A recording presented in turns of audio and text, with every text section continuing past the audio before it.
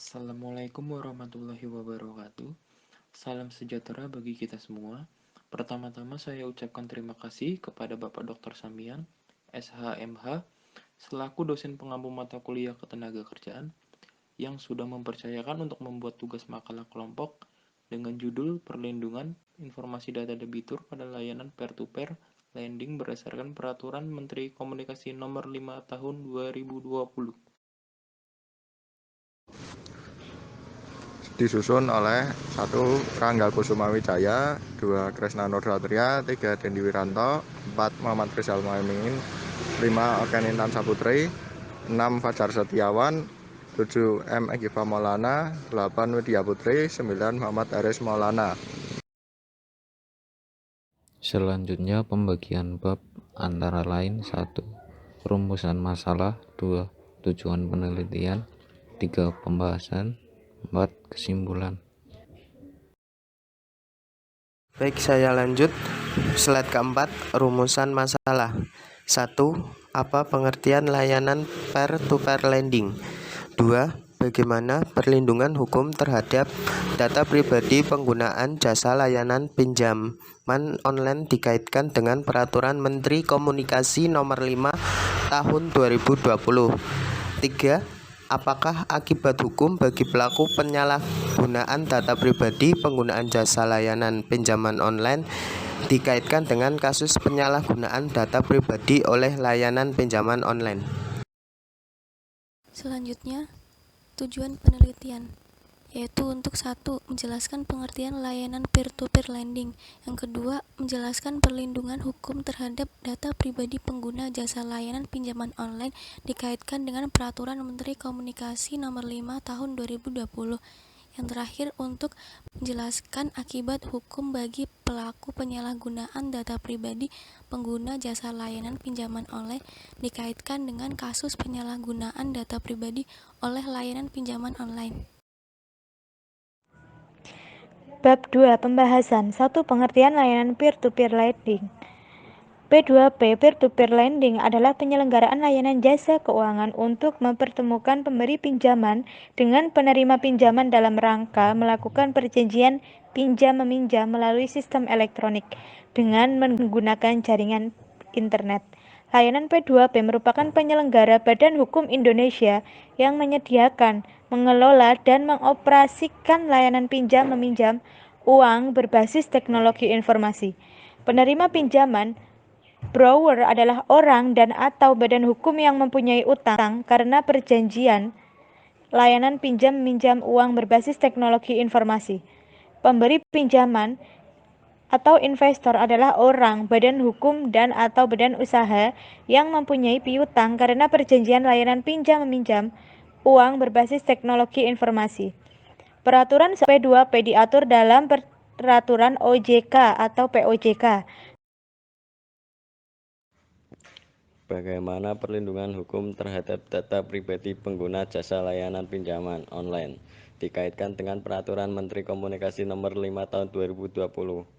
Perlindungan hukum terhadap data pribadi pengguna jasa layanan pinjaman online dikaitkan dengan Peraturan Menteri Komunikasi Nomor 5 Tahun 2020.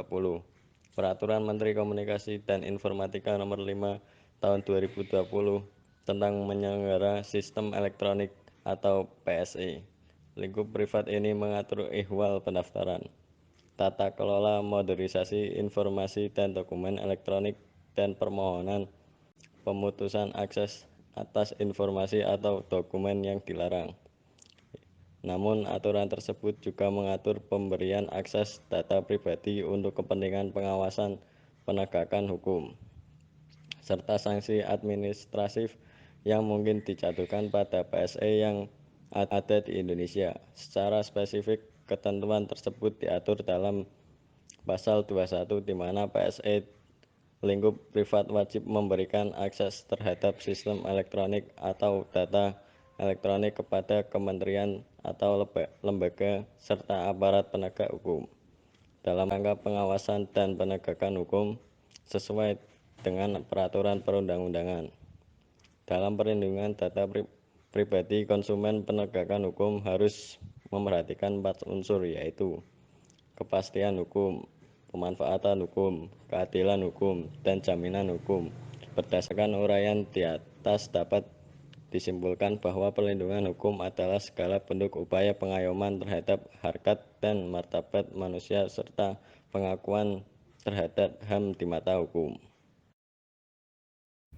Apakah akibat hukum bagi pelaku penyalahgunaan data pribadi pengguna jasa layanan pinjaman online dikaitkan dengan kasus penyalahgunaan data pribadi oleh layanan pinjaman online?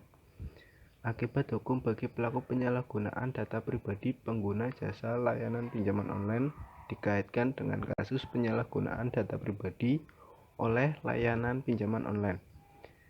Seiring dengan lajunya perkembangan informasi dan teknologi dalam dunia bisnis perdagangan online khususnya, tidak luput dari masalah terutama mengenai perlindungan data pribadi. Penyalahgunaan data pribadi tanpa disadari dapat terjadi karena merupakan kelalaian dari calon korban atau masyarakat itu sendiri dalam melaksanakan aktivitasnya sehari-hari. Misalnya, tanpa kita sadari pada saat membeli kartu perdana dan kemudian meminta agar petugas konter untuk melakukan pendaftarannya. Pada saat mendownload aplikasi, melampirkan data-data pribadi dalam platform atau formulir dan lain sebagainya, dan tanpa disadari dapat disalahgunakan oleh petugas konter dan berpotensi dapat menimbulkan kerugian bagi pemilik data. Kesimpulan, berdasarkan uraian di atas dapat disimpulkan perlindungan hukum adalah segala bentuk upaya pengayoman terhadap hakikat dan martabat manusia serta pengakuan terhadap HAM di mata hukum. Diketahui dari Peraturan Menteri Komunikasi dan Informatika Nomor 5 Tahun 2020 tentang penyelenggaraan sistem elektronik lingkup privat mengatur tentang perlunya PSE privat mendaftarkan diri ke pihak Kementerian Komunikasi dan Informatika.